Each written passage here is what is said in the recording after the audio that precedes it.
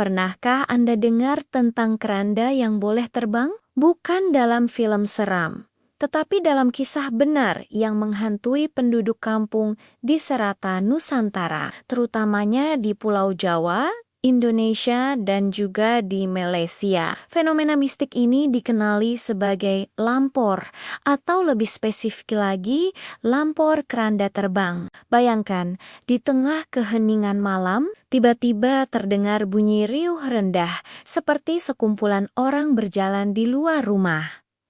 Apabila Anda jenguk keluar, tiada siapapun di sana, hanya bunyi angin malam yang menakutkan. Kemudian, dari kejauhan, Anda nampak satu objek gelap melayang di udara, diiringi bunyi ketukan yang aneh dan menyeramkan. Itulah dia, keranda terbang yang membawa petanda buruk. Menurut kepercayaan orang-orang tua, lampor ini bukanlah sekadar cerita dongeng untuk menakutkan anak-anak. Ia dipercayai sebagai bala tentera Nyi Blorong, ratu ular yang bersemayam di pantai selatan. Kononnya, kemunculan lampor adalah petanda malapetaka, wabah penyakit, atau kematian akan melanda sesebuah kampung. Dikatakan, sesiapa yang berani keluar rumah pada waktu malam ketika lampor sedang meronda, mereka berisiko diambil atau hilang tanpa dapat dikesan. Kalaupun mereka kembali, mereka akan pulang dalam keadaan tidak siuman,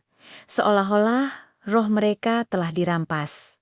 Seram kan? Jadi, apakah yang menyebabkan lampor ini muncul? Ada pelbagai versi cerita. Ada yang mengatakan ia adalah amalan sihir hitam yang dihantar untuk mencelakakan seseorang. Ada juga yang percaya ia adalah jin atau makhluk halus yang mengganggu ketentraman penduduk. Tetapi versi yang paling populer mengaitkannya dengan Nyi Blorong. Dikatakan, pada waktu-waktu tertentu, Nyi Blorong akan melepaskan bala tenteranya dalam bentuk lampor untuk mencari korban atau tumbal. Kampung yang dilalui oleh lampor ini akan diselubungi suasana suram dan ketakutan. Penduduk akan mengunci pintu dan tingkap rapat-rapat. Tidak berani untuk bersuara apatah lagi keluar rumah. Antara petua orang lama untuk mengelak daripada gangguan lampor ini adalah dengan memukul kentongan atau apa sahaja objek yang boleh menghasilkan bunyi bising secara serentak di seluruh kampung. Bunyi bising ini dipercayai boleh menakutkan dan menghalau lampor tersebut. Selain itu, ada juga yang menasihatkan agar tidak menjawab sebarang panggilan atau ketukan di pintu pada waktu malam, karena dikhuatiri itu adalah lampor untuk membawa kita keluar. Mereka juga dilarang sama sekali untuk menegur atau menunjuk ke arah lampor tersebut, karena perbuatan itu dianggap sebagai satu jemputan kepada makhluk itu. Kisah tentang lampor keranda terbang ini menjadi begitu populer sehingga diangkat ke layar perak di Indonesia melalui film bertajuk Lampor, Keranda Terbang pada tahun ke-2019. Film ini berjaya menggambarkan semula ketakutan dan suasana tegang yang dirasai oleh mereka yang pernah berhadapan dengan fenomena ini. Walaupun kebenarannya masih menjadi misteri, cerita ini terus hidup dan diwarisi dari satu generasi ke generasi yang lain. Ia bukan sahaja berfungsi sebagai hiburan seram, tetapi juga sebagai peringatan tentang kewujudan alam gaib yang berada di luar pemahaman kita. Di Malaysia juga, kisah seumpama ini bukanlah sesuatu yang asing. Ada laporan dan cerita dari mulut ke mulut tentang kemunculan keranda terbang, terutamanya di kawasan-kawasan kampung yang terpencil.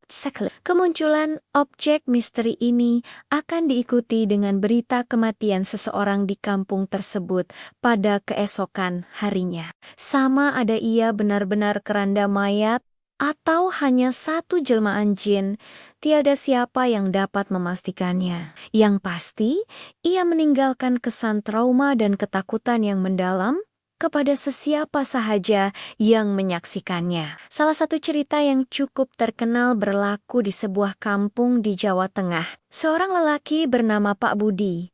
Pada suatu malam, terdengar bunyi bising seperti ada perarakan di luar rumahnya.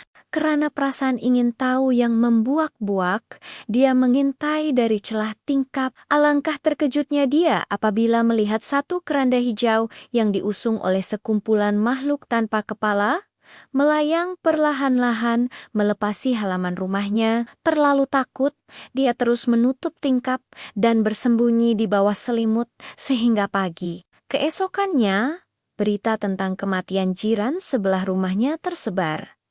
Kebetulan atau tidak, hanya Tuhan yang tahu. Kisah seperti ini mengajar kita untuk sentiasa menghormati kepercayaan dan pantang larang orang-orang tua. Walaupun kita hidup di zaman modern yang serba canggih, ada perkara-perkara mistik yang masih belum dapat dirungkai oleh sains. Kewujudan makhluk halus adalah sebahagian daripada kepercayaan dalam banyak agama dan budaya. Oleh itu, kita harus sentiasa berwaspada dan memohon perlindungan daripada Yang Maha Kuasa.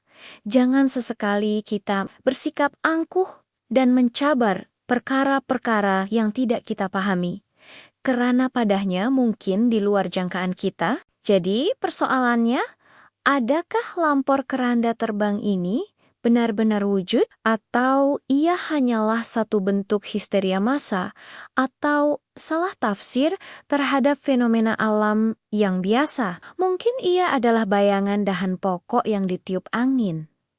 Atau mungkin juga bunyi hayuan malam yang disalahartikan. Namun, bagi mereka yang pernah mengalaminya sendiri, ia adalah satu realiti yang menakutkan dan tidak akan dilupakan seumur hidup. Kesaksian yang terlalu banyak dari lokasi yang berbeza-beza membuatkan kita sukar untuk menolak mentimenta kewujudan fenomena ini. Cerita lampor mengingatkan kita bahwa dunia ini penuh dengan misteri. Ia adalah sebahagian daripada khazanah cerita rakyat Nusantara yang kaya dan berwarna-warni. Walau apapun pandangan Anda, sama ada percaya atau tidak, kisah ini pastinya menambah sedikit rasa seram dalam kehidupan kita. Terima kasih karena sudi meluangkan masa mendengar kisah lampor keranda terbang bersama saya hari ini. Apa pendapat Anda? Pernahkah Anda atau kenalan Anda mempunyai pengalaman yang serupa? Kongsikan cerita Anda di ruangan komen di bawah. Jangan lupa untuk tekan butang suka kongsi video ini dan langgan saluran kami untuk lebih banyak kisah misteri dan seram dari seluruh dunia. Jumpa lagi dalam episode akan datang.